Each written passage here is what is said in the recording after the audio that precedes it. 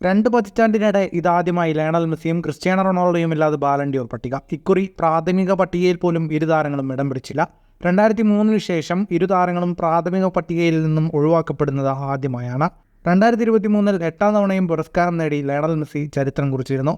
Cristiano Ronaldo 5 തവണയാണ് Ballon D or പുരസ്കാരം നേടിയത്. 2008 മുതൽ 2019 വരെയുള്ള കാലയളവിൽ ബാലൺ ഡി ഓർ പുരസ്കാര വേദിയിൽ ഇരുവരുടെയും ആധിപത്യമായിരുന്നു.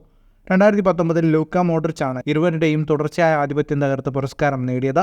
2 താരങ്ങളും നിലവിൽ യൂറോപ്പിന് പുറത്താണ് കളിക്കുന്നത്. മെസ്സി മേജർ സോക്കർ ലീഗിൽ ഇന്റർ മയാമിക്ക് വേണ്ടി കളിക്കുമ്പോൾ ക്രിസ്ത്യാനോ സൗദി അറേബ്യയിൽ അൽ നസറിന് വേണ്ടിയാണ് പന്ത് തട്ടുന്നത്. അതേസമയം Kylian Mbappe, Jude Bellingham, Erling Haaland, Lamine Yamal, Phil Foden, Harry Kane, Toni Kroos, Emiliano Martinez, Lautaro Martinez, Vinicius Junior തുടങ്ങിയ പ്രമുഖരെല്ലാം പട്ടികയിൽ ഇടം പിടിച്ചിട്ടുണ്ട്. ഫുട്ബോൾ ലോകത്തെ കൂടുതൽ വാർത്തകൾക്കും വിശേഷങ്ങൾക്കുമായി സ്പോർട്സ് കഫേ പോൾ തന്നെ സബ്സ്ക്രൈബ് ചെയ്യുക.